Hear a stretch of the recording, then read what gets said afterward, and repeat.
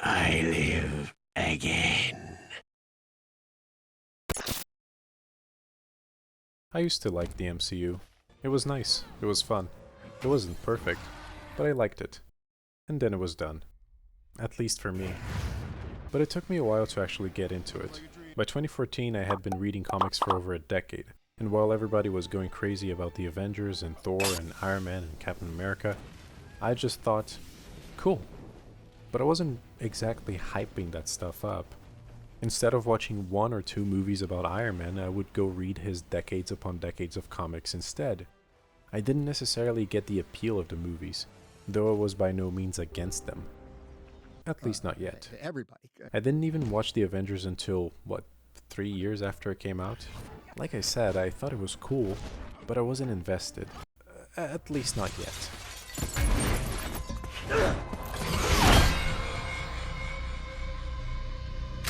It all started in May 2014. I was 19 years old and just about to get into college. I was going to meet a good old friend of mine and we decided to watch a movie. Our plan was to watch The Amazing Spider-Man 2, the sequel to, believe it or not, The Amazing Spider-Man, which I had not watched. And still haven't, by the way, because why would I? To cut a long story short, the only seats available were the ones right in front of the screen, and the next session was 2 hours away. Since I don't have an FOV slider in my brain and didn't actually feel like walking around the fucking mall for 2 hours, my suggestion was for us to watch the next best thing, Captain America the Winter Soldier. Neither of us liked Captain America much. My experience with the character was limited to Avengers comics and the occasional cameo here and there, and to be totally honest, I just did not vibe with the idea of a guy who just walks around dressed as the American flag. But my argument was, hey, I heard some people saying this movie's better than Avengers, and there's a really hot guy in it. Specimen. My friend wasn't really an appreciator of hot guys, but the first part of my argument was enough for him to give it a chance. What followed was an experience I'll never forget. I loved that movie, and it got me hooked on Captain America. The first thing I did when I got home was to look for his comics. I wanted to read the iconic stories, the best runs with the best writers and artists, and actually get to know the character. And after doing so, my perception changed completely. I realized that the best Captain America stories are the ones where he's going against the status quo, where he questioned the stars and the stripes he wears on his suit. He is not bound by a government or a chain of command. He is bound by ideals that justify or condemn the country he is fighting for. What about the nurse that lives across the hall from you? She seems kind of nice. Secure the engine room, then find me a date. I'm multitasking. And did I mention how good of an adaptation of the comics this movie is? The Winter Soldier arc was originally published from 2005 to 2006. It was written by Ed Brubaker with art by Steve Apting. Not only did it bring Bucky back to life as a new character, it also modernized Captain America for the 2000s. His perspective as someone stuck in an era where he doesn't belong was an essential part of his characterization. The stories were darker, and Steve was haunted by his past at all times, Bucky being one of his most harrowing ghosts.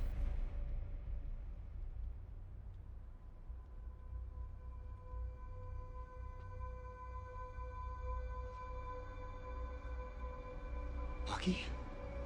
Who the hell is Bucky?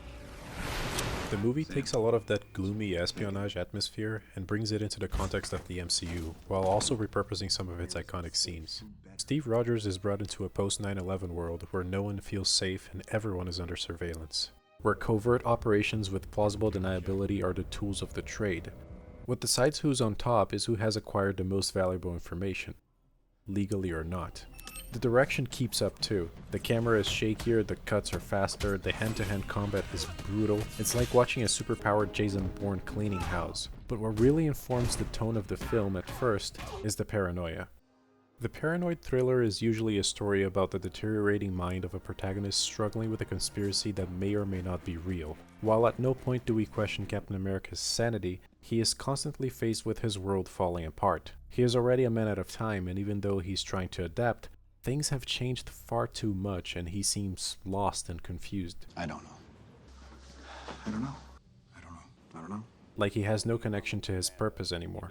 Old friends are dead or dying, and the new friends are different from anyone he's ever met. The movie sprinkles and twists these paranoia and spy fiction tropes all over a superhero narrative. Steve Rogers is the protagonist facing a conspiracy by himself, though not for long, as he finds some friends really fast. Black Widow is way more of an untrustworthy femme fatale that was hinted at and teased in previous films, but her allegiance is pretty clear. Bucky is the relentless, faceless assassin out to get our protagonist, but he's not faceless for long, and he has way more relevance to the plot and the main character. I'm with you to the end of the line, pal. And Nick Fury is the boss who knows more than everyone else and has his own agenda. And speaking of Nick Fury, the seed for this distrust and disconnection that Steve feels was actually planted in the Avengers. Fury was already hiding a bunch of stuff and Steve called him on his bullshit. It made sense for him to question things because from the moment he got out of the ice, everyone was already lying to him. Of course he would feel alone. But he is a different kind of paranoid thriller protagonist though.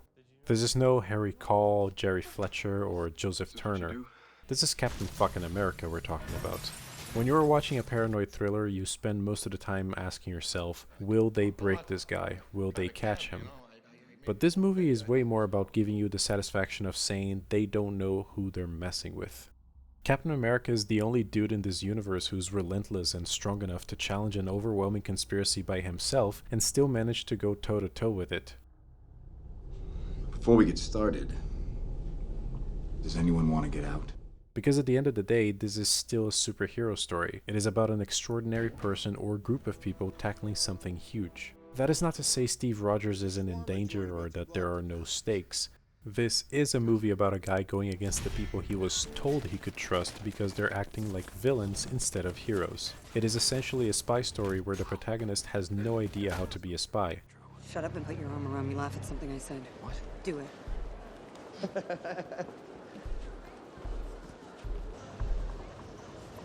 Kiss me. What? Public displays of affection make people very uncomfortable. Yes, they do.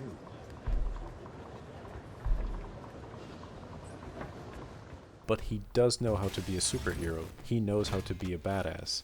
It's North by Northwest if Roger Thornhill could actively obliterate that fucking plane.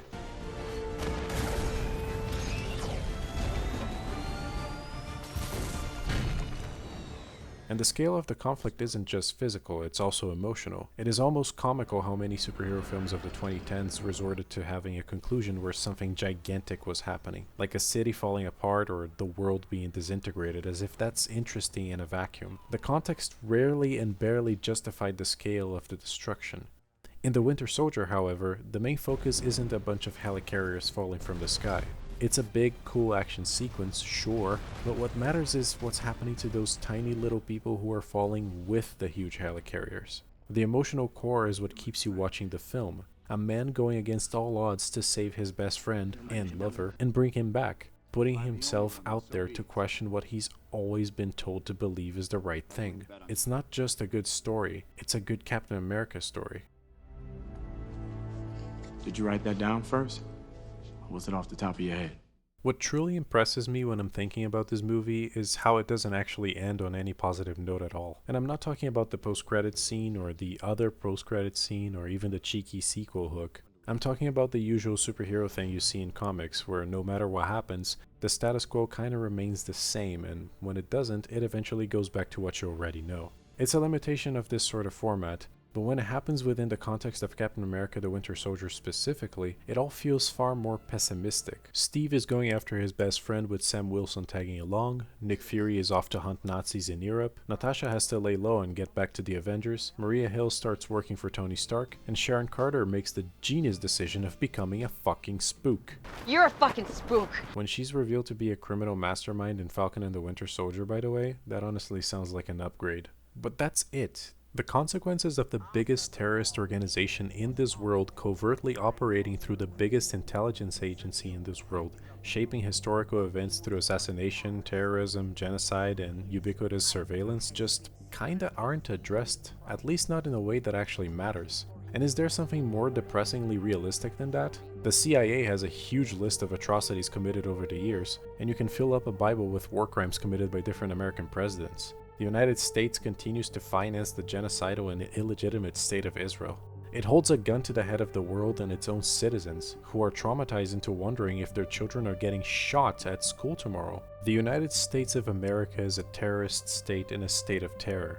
And for 1 second, the Marvel Cinematic Universe flirted with that idea. And then they let the ball drop, because of course they did, it's Disney. I am 100% sure this subtle commentary wasn't intended by the writers or the directors, but that's how it comes off. It's an idea and a concept that is far too big for its own good. So of course it would never last.